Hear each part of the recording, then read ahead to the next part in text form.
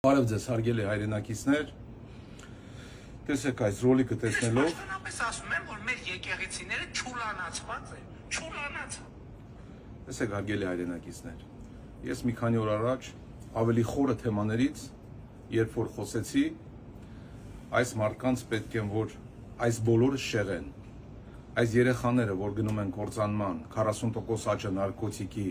եւ ամբողջ Հայաստանում ինչ կատարվում է, այս մարդը մեր եկեղեցիները անվանում է Չուլան։ Դուք պատկերացնում եք հարգելի հայրենակիցներ, երկրի ղեկավարը երկրի աթոռին նստած,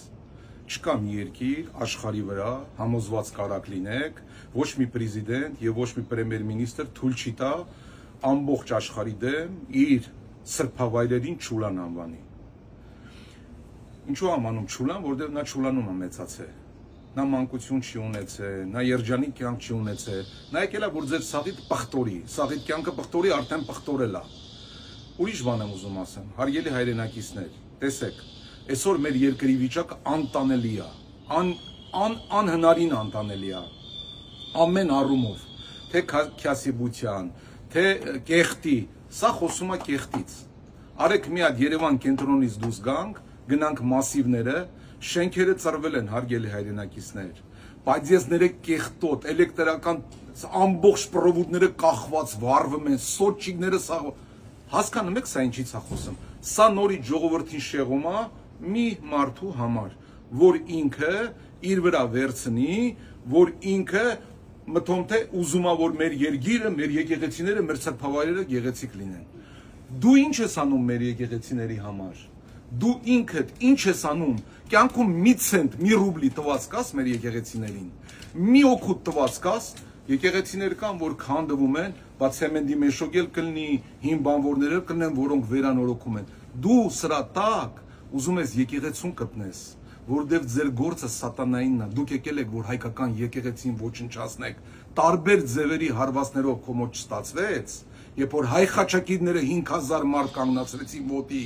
քո բերած Ամերիկայից են շարլատան փչացածները չկարողացան գան, հիմա ուրիշ ձև ես հարցակում, գիտես խի, որովհետև դու հակասություն ունես մեր եկեղեցու հետ, անձանց հետ, դու ամբողջ անձանց դնում ես մի կողմ, դու ամբողջ հայոց կրոնը տրորում ես, տղամարդ ես, ում հետ հարց ունես, բարձրաձայնի, եկեղեցուց ով է քեզ անհանգստացնում, բարձրաձայնի նրան դու անդրադարձի, ոչ թե ամբողջ հայոց եկեղեցուն, որը պահպանել է մեր 1700 տարվա քրիստոնեությունը, որի համար մենք կյանք ենք տվել 1,5 միլիոն, որի համար մեր կրոնը պահել է 800 տարի չունենալով մենք չունենալով պետություն, հասկանում ես դու ինչ ես անում։ Հարգելի հայրենակիցներ, շատ շուտով դուրս է գալու այն ֆիլմը, որը ձեր բոլորի հարցերին պատասխանելու է։ Փաշինյան, դու ինչի համար եկար Հռոմ, ում տեսար Հռոմում, ով աշխատեց քո հետ, որ դու եկար դարար վարչապետ, ով օգնեց քեզ, ինչ փողերա ծախսվել, ով ինչ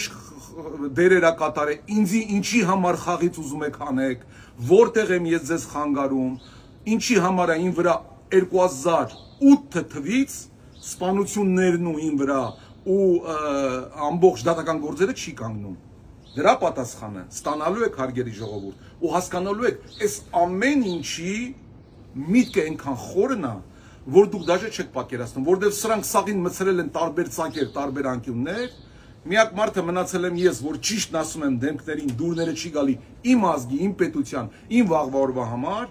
սրանք ամբողջ պետությունով ընկել են իմ հետևից։ Իմ գործը Աստծու տված գործն է, խաչը համերաշխության, Աստծու բերած խաչն է, որով ձեզ ջախջախելու եմ, կարակ չկասկածեք,